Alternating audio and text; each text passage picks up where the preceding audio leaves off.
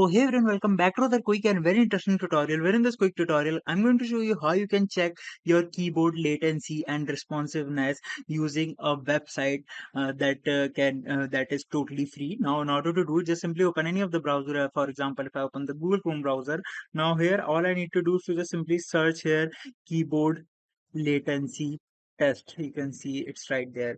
Just simply go over there and open this first website that appear right in front of you. Let's just open it now here. It is saying press any key. Let's just press any key in my keyboard, and it will tell me the latency and the estimated scan rate about each key.